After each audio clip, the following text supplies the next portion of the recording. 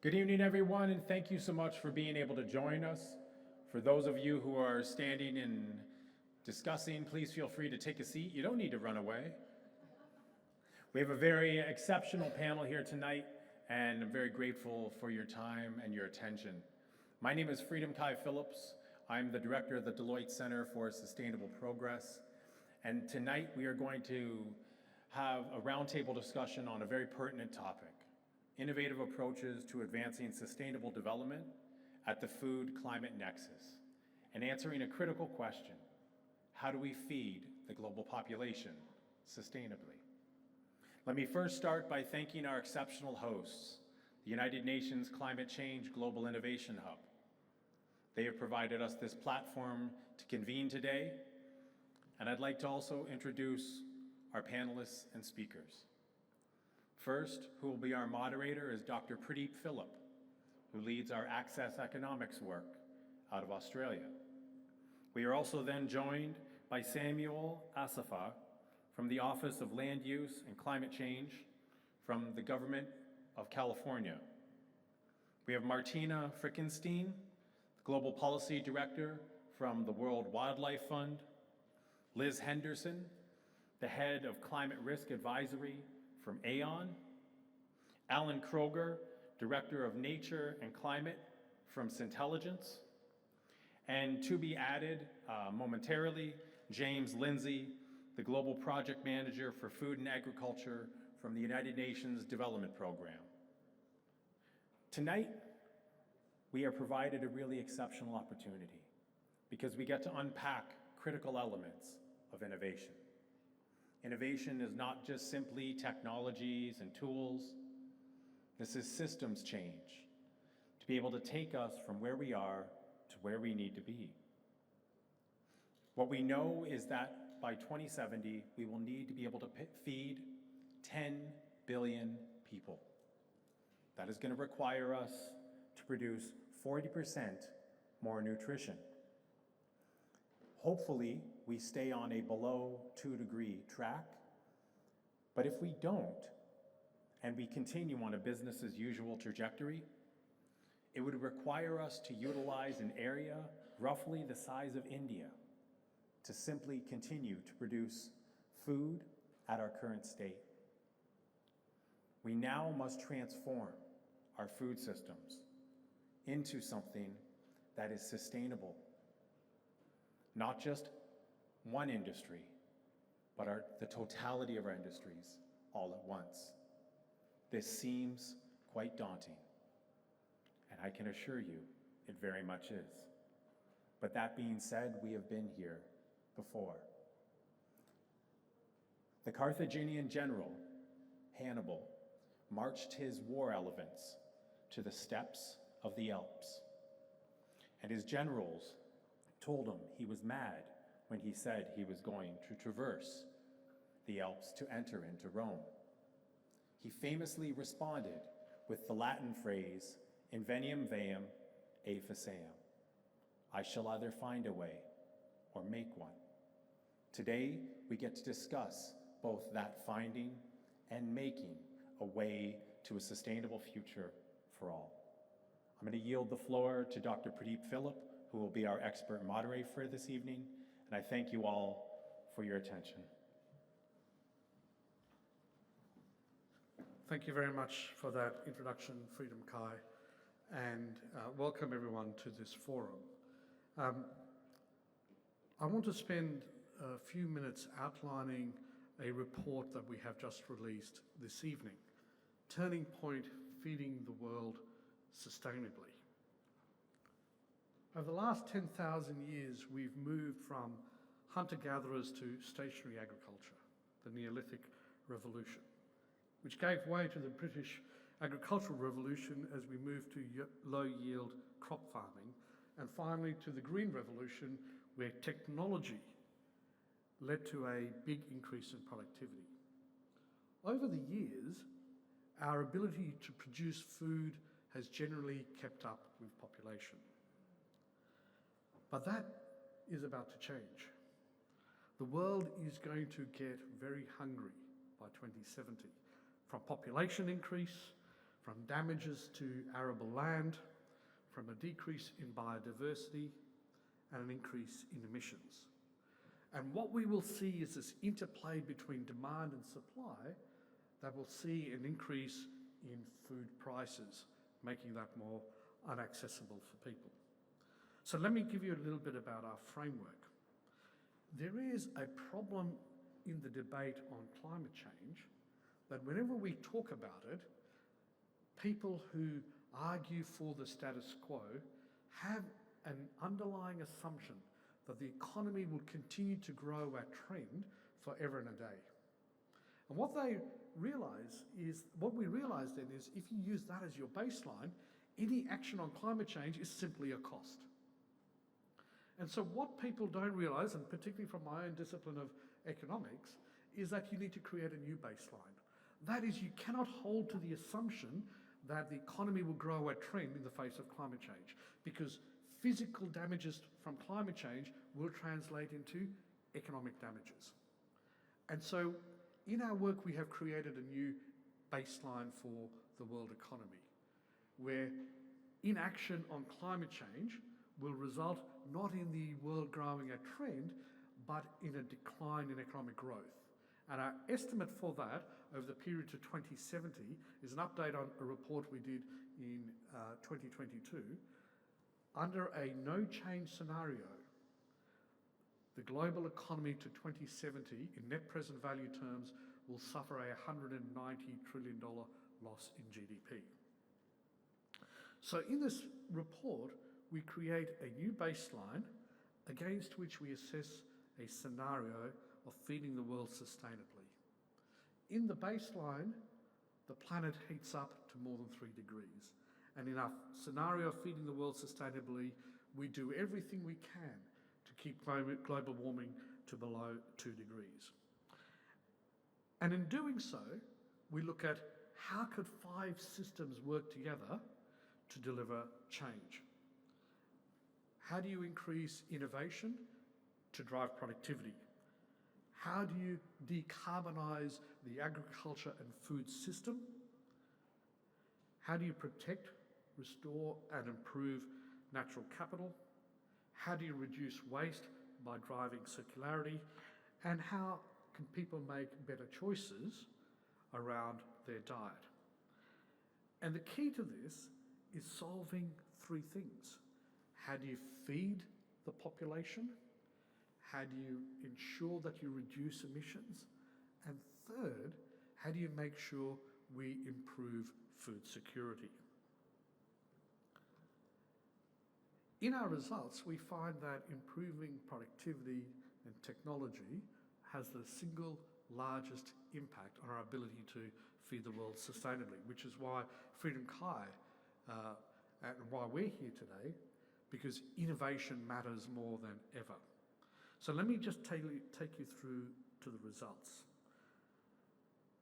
As I mentioned, under a business as usual scenario, the global economy to 2070 will suffer a loss of $190 trillion. But if we do act significantly to keep warming below 2 degrees, the global economy will get a benefit of some $121 trillion. Under a business as usual scenario, the agriculture and food system will suffer a loss of some $25 trillion. In contrast, feeding the world sustainably will see an increase in agriculture and food system output worth some $22 trillion.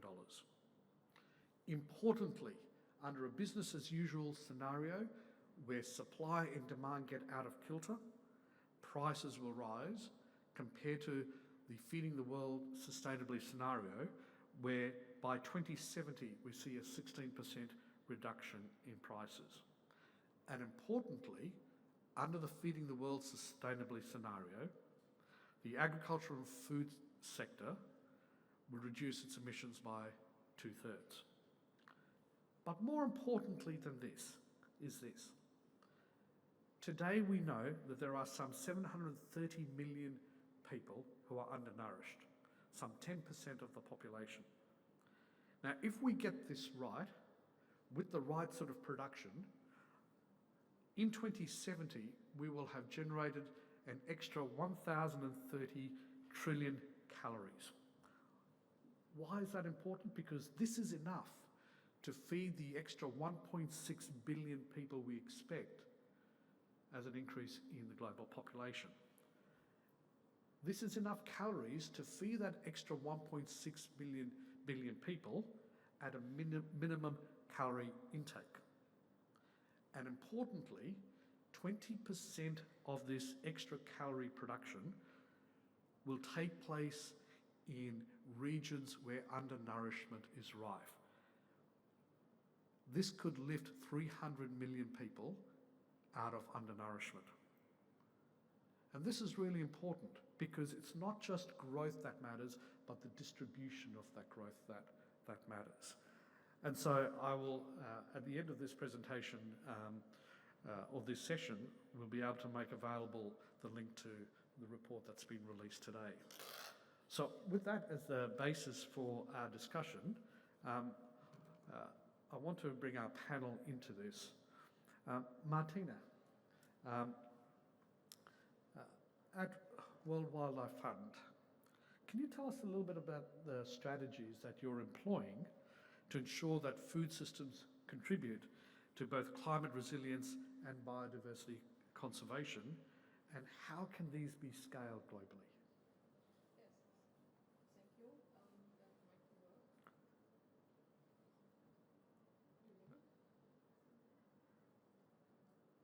Okay, now it's better. Thank you. Yeah, thanks first for your introduction and the report. And you mentioned that inaction of climate change will have really dramatic economy impacts. And I want to mention that it's not only the inactivity on climate change, it's also the inactivity on biodiversity.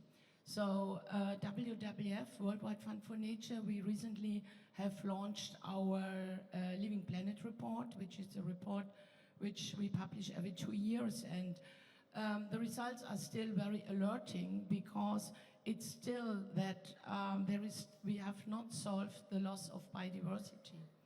And one of the drivers for biodiversity loss is unsustainable food and agriculture production. This means, and you mentioned it already, that 30% of the greenhouse gas emissions are from food production and agriculture, from our food system. 70% of freshwater withdrawals is from agriculture and food systems. And more alarming is that 90% of deforestation and land conversion is also caused by unsustainable food production. And the thing is, we cannot hold biodiversity, combat climate change, and solve the problem of feeding the world without changing our food system. What we know, and I think we have a lot of knowledge about the what. So we know what we want, but the question is the how. And if we talk about the how, that exactly is where we talk about innovation, we talk about new technologies. On the what, we consider always the whole food system. So what we want to see is a nature-positive production on the ground, integrating regenerative practices, agroecology. We have to deal with the reduction of food loss and waste, and we have to think about how we could improve healthy and nutritious diets. And this also is combined with more biodiverse diets, so to have more varieties on the table. If you talk about the how, there are always several ways. One way we as WWF go is on the policy agenda, influencing global and national policy agendas for a more sustainable food system. And that's exactly why we are here in Baku, why we have been in Cali, where we had the Global Biodiversity Conference, and why we want to influence also on the next COP. This year is a marathon on COPs in Riyadh, where we have the one which is on desertification, land and soil. So one thing is really on this influencing.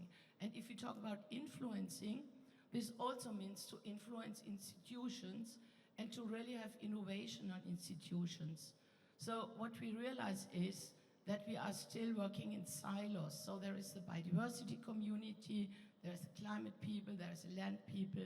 And what we really need also is, especially at national level in governments, an innovation and a better alignment of the three global agendas. And this also, we need at the end, we need an innovation also in the ministry structures where each government has to think about.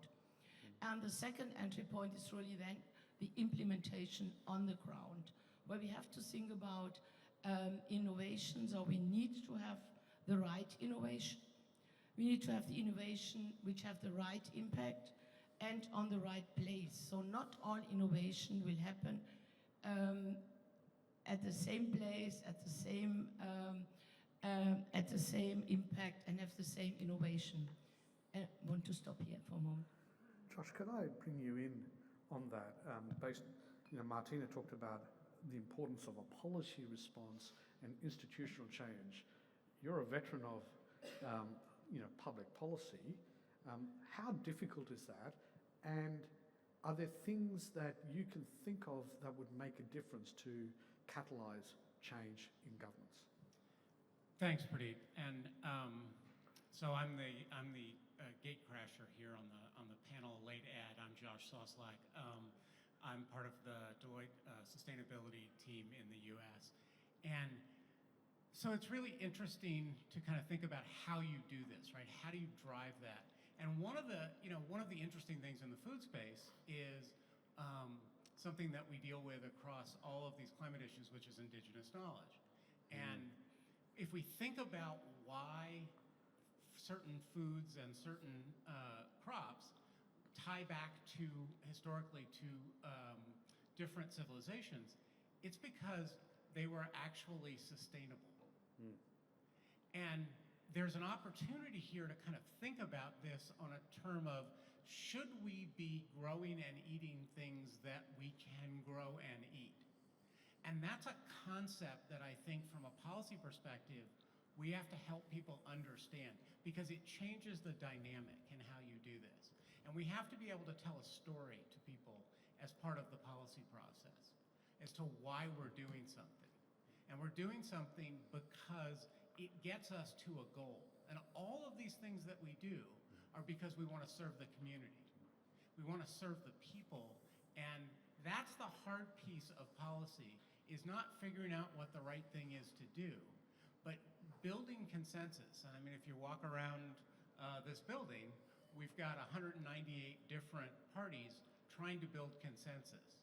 And part of that is we've got to tie it back to that story of how this is helping people. So in some ways, if we get back to local and seasonal, on the supply side of things, it might well start to change people's habits and perhaps drive some sustainability. Sam, could I bring you in? Because we're just talking about policy and the importance of that. You play a really important part in a subnational government in the state of California. Can you tell us a little bit about what you're doing to prioritise transparency across the agricultural food system, and what investments are you making to reduce agricultural emissions? Sure. First of all, thanks for having me here. It's an important conversation. Let me set sort of at the higher level kind of California's approach to this, not just, food security and food production, but how that fits within our sort of all of government approach in addressing climate change.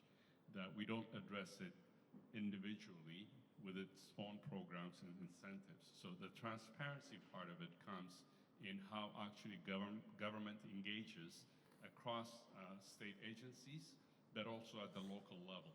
So more and more now we're working towards the solutions coming out of the local farmers, the people on the ground, and learning more about what works in one area versus another.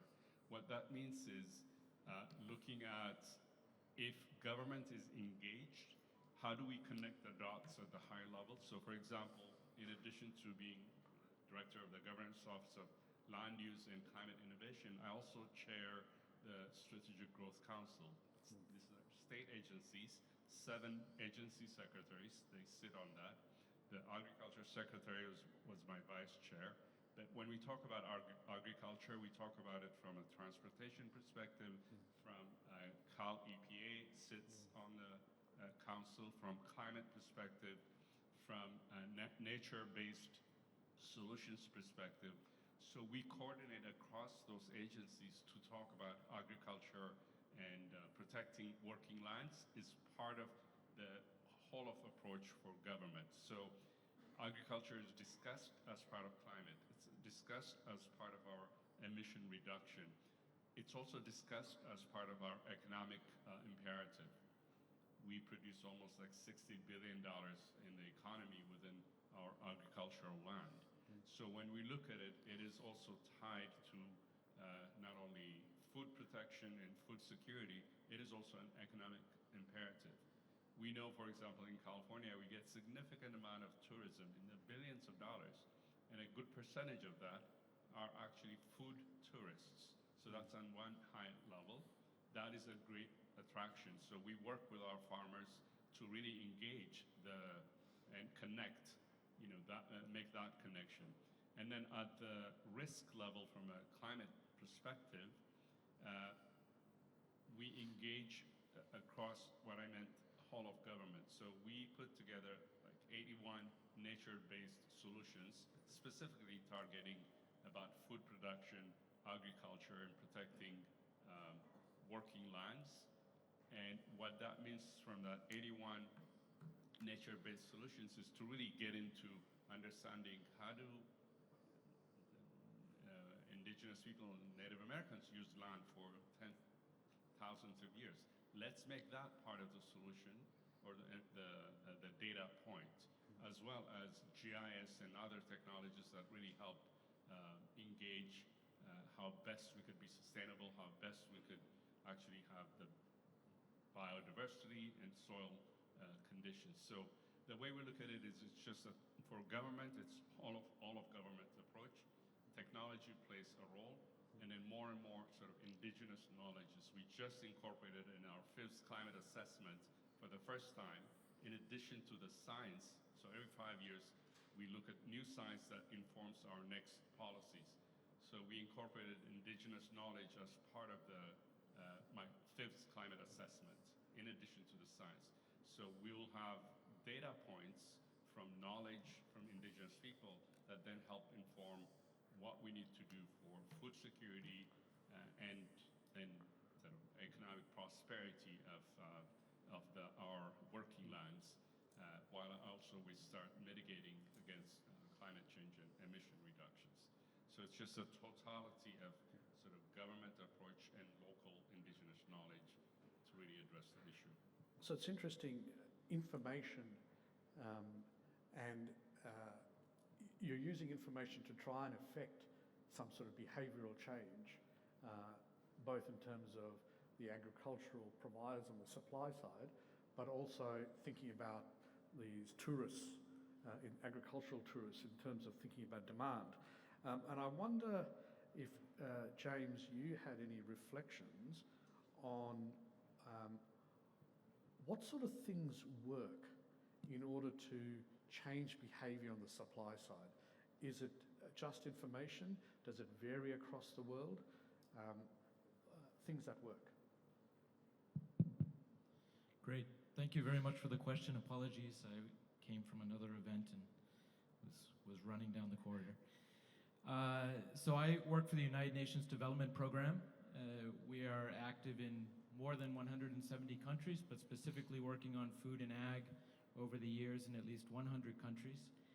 And we have a lot of learning, a lot of failures, a lot of successes, but above all, a lot of learning over the span of many years working in these varied and complex contexts.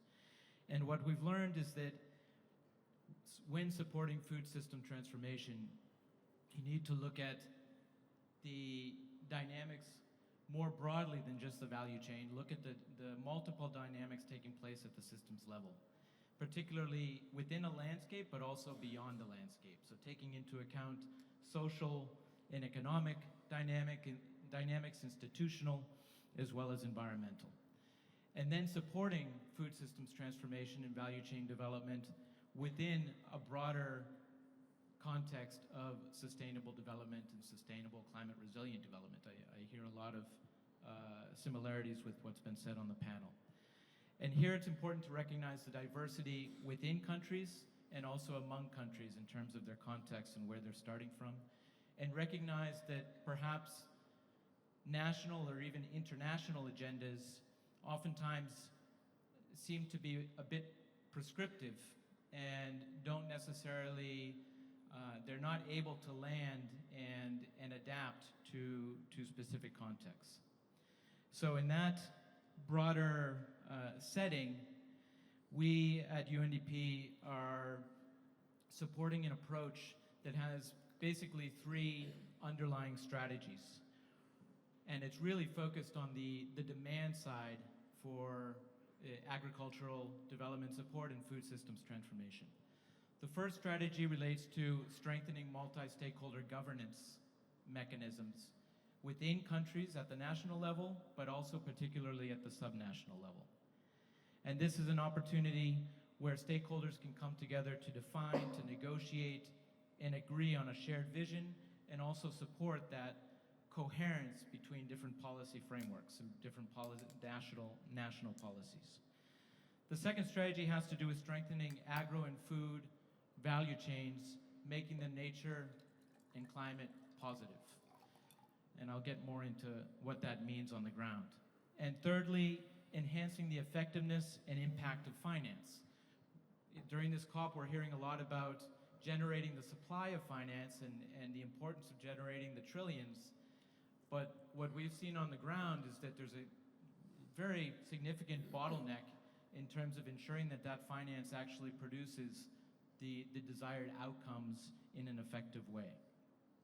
So around strengthened governance, we really see this as an opportunity to bring together stakeholders, perhaps in a platform model at the jurisdictional level. And this is the type of innovation that I'd like to refer to, where farmers and local communities and indigenous peoples can be empowered as change agents and as part of the process to drive food systems change in their landscapes. And this generates an opportunity also to shift the dynamics between the different stakeholders on the ground so that it be more of a relations-based, trust-based dynamic between the different stakeholders. And they can come to agreements where farmers commit to certain biodiversity and climate positive outcomes, and private sector involved in the value chain, as well as government and other development partners commit to supporting their development priorities on the ground. So it creates a space for this matchmaking, and we've developed this and worked on this on the ground in different places. The second strategy related to nature-based solutions is really about working with farmers to develop those production models that take into account climate and biodiversity risk, and also build in that understanding of the landscape, so the importance of technology and the use of spatial mapping to understand how the dynamics with regards to climate are going to shift over time. And develop a business plan around that at the landscape level for the development of the value chain. And finally, around finance. So here we see these governance mechanisms at the landscape and also at the national level as an opportunity to align finance that is being generated and channeled, whether it be from domestic sources, whether it be from international sources, public and private, but that these multi-stakeholder collaboration mechanisms can facilitate that alignment of finance, because what we've learned is that many financial players, including governments at the national and subnational level, again, struggle to get the money out the door and to produce the type of outcomes that they are hoping for. So this is a way to also ensure more effective use of finance and the outcomes that one would expect. Thank you. And I want to come back to the topic of finance, but I want to stick with this theme of change and what would motivate change. And here I want to bring in Allan and Liz, and please forgive me for this terrible characterization, but People sometimes are motivated by change if you give them the data that helps them do something. And they're also motivated by change if you give them information that shows that things are going to be terrible. You instill a bit of fear. So you can see where I'm going. Liz, you have done a lot of work on modelling of catastrophes, of change, and we know one of the things in this phenomenon that we're dealing with of climate change is what happens if you do nothing. And this builds into your work around insurance. So perhaps could you share some thoughts on things that Allan is doing to develop products around insurance, around the value change, but more generally this idea of how to motivate change and behavior? Well, I love the framing of this question because one thing that I've been reflecting on since I've been at COP this week is just how much influence and power the insurance industry can really bring to a multitude of different challenges that the changing climate and the energy transition are presenting to organizations and communities. For those that don't know, Aon is a global insurance and reinsurance brokerage, which means we're helping companies and homeowners all around the world to get access to affordable and available insurance to protect their assets. Insurance is the pivotal foundational component of any reliable investment, and it's required in order to really unlock some of that investment capital for issues like food safety and security. And when you look at the history of the insurance industry, I would argue that the world today is safer because of insurance. Automobiles are safer because the insurance industry lobbied, government and influenced policy to make sure that cars have seatbelts in them. Homes in the United States are safer. New construction homes have sprinkler systems to reduce the risk of fire. And this is influenced by the insurance industry's understanding of risk and understanding of the investments needed to reduce risk and make our environment more resilient. And I think what's needed now, and we're at a really pivotal crossroads at the moment as an industry to make sure we remain relevant as climate change starts to accelerate the experience of natural catastrophes and other extreme events, and begins to disrupt not just what's happening in our own backyard, but actually global supply chains that is more interconnected than it's ever been. And there's no more place where you can really see this than in the food supply chain and thinking about food safety. At Aon, we've looked at the impact of climate change that's already having on crop yields globally. In 2023, we estimated more than $30 billion of losses to the crop industry in South America and in the United States due to heat waves and droughts. We looked at two key pivotal growing areas for coffee and cocoa, and we found that many of these regions are expected to experience an increase in severe drought conditions and extreme heat over the next 10 years. In some parts of the world, more than 40% increase in the number of days of extreme drought in the next 10 years. We're already seeing the impact of climate change on things like coffee prices. One study showed that coffee yields have decreased by more than 10%, contributing to a 40% year-on-year increase in coffee prices globally. So this is a real problem, and it's hitting the balance sheets of everyone as a consumer, but it's also really impacting the largest food growers and distributors in the world. And if you look at that kind of supply chain of food, those entities that are in the middle that are dependent on these on sustainability in their yields, reduced volatility in the prices, and resilience in their access to get these crops year after year in a reliable way. And these same organizations are looking to their own footprint from a climate perspective. Many of the largest world food companies have net zero commitments, have investments into making sure their supply chain is resilient, that their supply chain is moving to regenerative practices. So where does insurance come into this narrative? The insurance industry has long provided coverage for crop yield. You can purchase crop yield insurance as growers. The United States has a large insurance and reinsurance program for crop yield. But what we're seeing more and more are new products such as weather-based parametric solutions and products that actually protect yield volatility as farmers move to regenerative agriculture practices coming more to play. And there's an effort to funnel some of these new products to the global south and to parts of the world where insurance penetration is usually lacking for these smaller scale family-owned farms. So there's two examples I just want to give you all to be thinking about. One is in Colombia. We have a client who is a large coffee company. And they've been experiencing all the volatility for all the reasons that I just talked about. And we're concerned that they need to start investing in their supply chain to make it resilient. The other trend that they noticed is that, in particular for coffee growers, coffee is a very fragile, delicate plant, which I'm not a crop expert, but I didn't know this, but apparently if it experiences a little bit of drought, the yields can be impacted dramatically.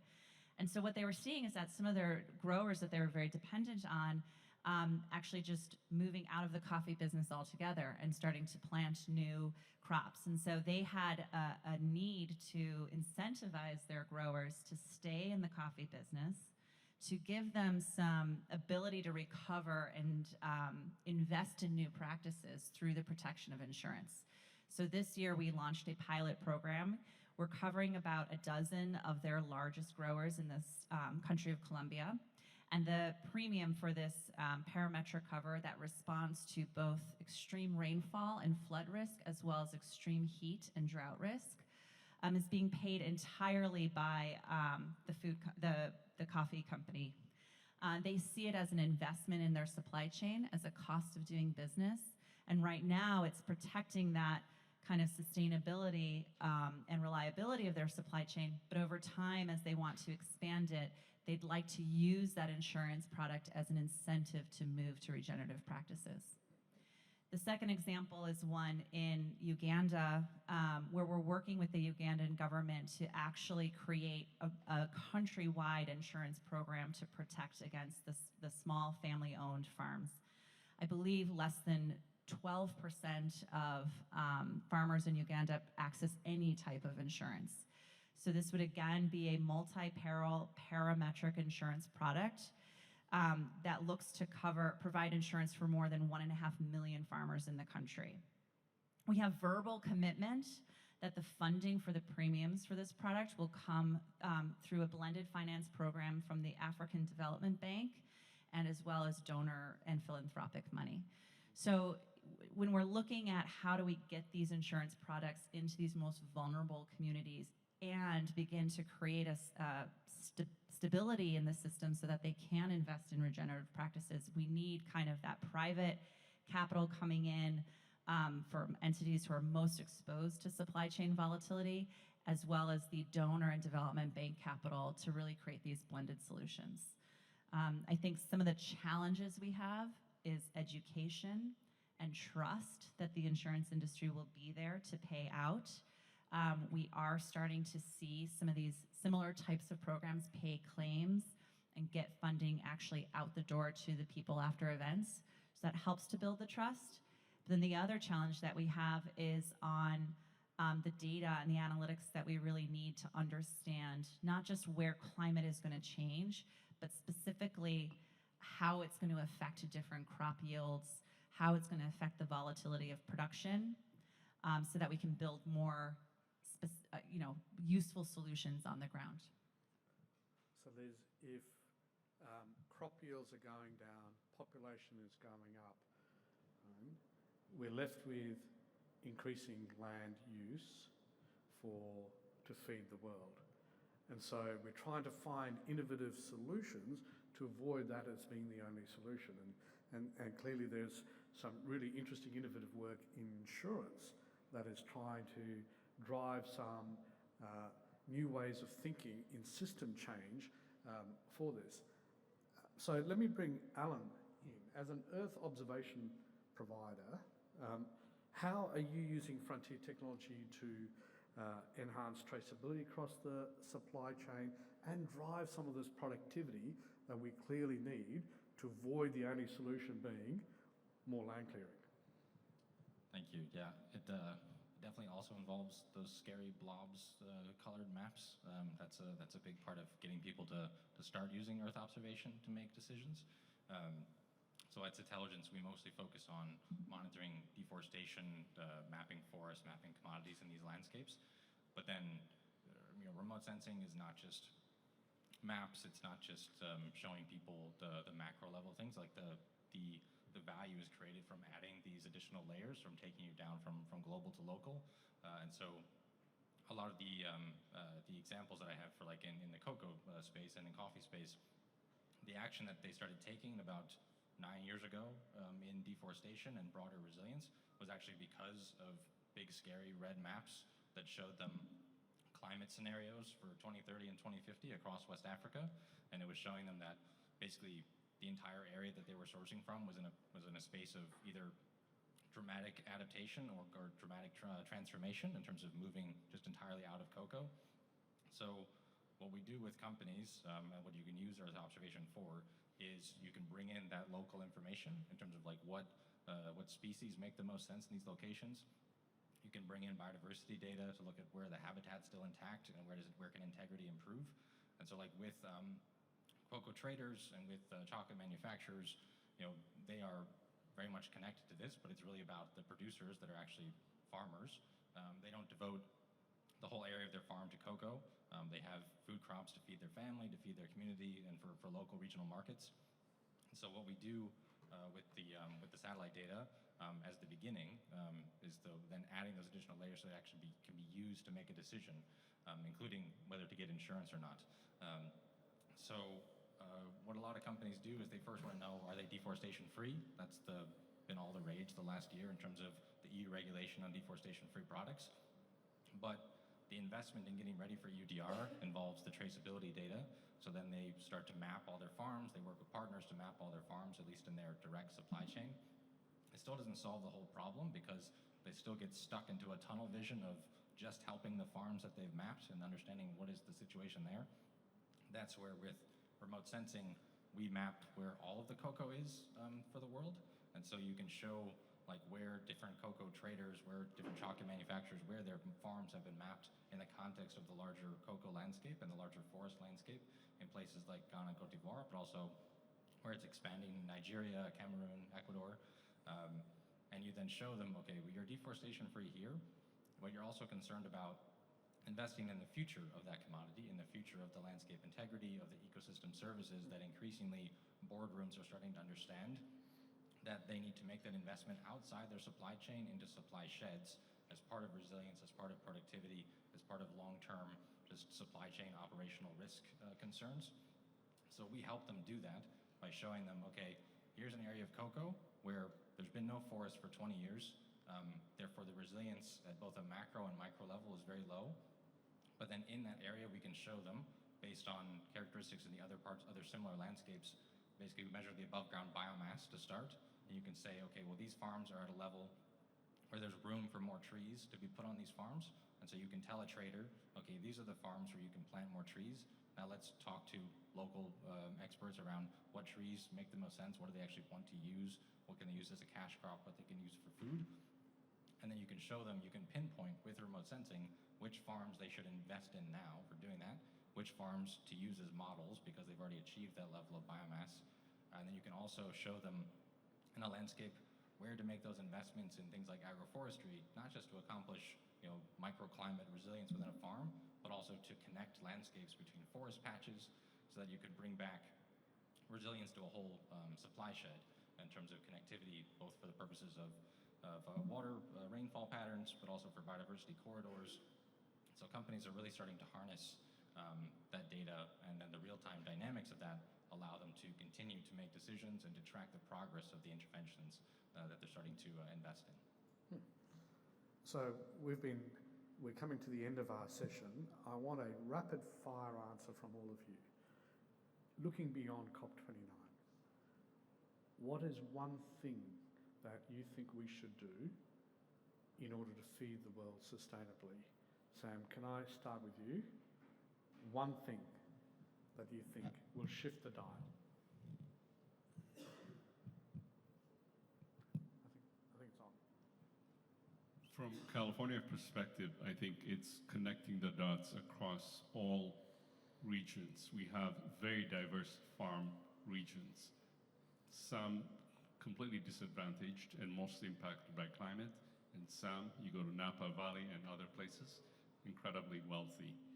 But the impact of climate change, although it's disproportionate, it also has to be understood not as a climate solution, more about how we talk about it in terms of the impact on the day-to-day lives, economy, and food challenges that happens at the ground level. So change how we talk about it at the ground, with the people who are most impacted by it. Like Sam said. Like No. Sam said. I think, we talked about telling this story, right? And part of this telling this story, getting change, is getting people to understand that we are all part of the food and agriculture life cycle, right? So we all have a part to play. And it's important that people feel invested in that and that they understand what they're doing to make this happen. I think the concept of pre-competitive collaboration is a big piece that we've seen. Actually, the cocoa sector has been a big model for that the last 5 years or so with the Cocoa and Forest Initiative, and specifically on data. Like they're all starting to use the same data. They're starting to use maps all together for the first time to then understand where they can do joint interventions together globally. So I think that's the future for a lot of companies to move that into a pre-competitive space. I think for me, it's the theme for this entire COP, and what I really want to focus 2025 on is speed and scale. I think the solutions, especially in insurance, they exist. Getting them out into new buyers, to new people who are exposed to volatility from climate is a challenge. But we can do it if we're intentional and we leverage the scale that we really have to bring to bear. Thank you. I have just one sentence. I think it's very encouraging being here. If you come from the negotiations where it's about brackets and words, and to see here that these things are happening, it's very, and I will go out here very encouraged also. What I want to say and what we as WWF is doing is really, we have this experience on the ground, and as you mentioned, we have to scale it up. And it's not always that we need new technologies. You mentioned it, Samuel, we have the local indigenous knowledge, and that's what we need to use and to combine with satellite technique, with your work, Leslie, what you're doing, and Alice, what you are doing. And I think that's it. It's a mixture of all. So we have the ingredients, but you have to bring it together at the end. And that's a challenge where we all are, and that's why I like these panels. You get together with different people, get different aspects, and as mentioned, it's really scaling up, building up knowledge, and invest in education. Been thinking of what fits in a tweet. So here it goes. Good point. Deep collaboration for policy coherence and finance effectiveness. Well, that brings us to the end of this session, and I want to thank our panelists for giving up their time and sharing their knowledge and wisdom with us, and to all of you for participating in this. This topic is perhaps the one that is closest to us all, hunger. And not just hunger for ourselves, but the hunger that so many of our fellow people around the world suffer. We have an opportunity to get this right, to feed the world sustainably and ensure that we lift people who are undernourished out of a terrible situation into one that we all enjoy where we can look forward to the year ahead and the years after positively. Thank you very much for joining us today.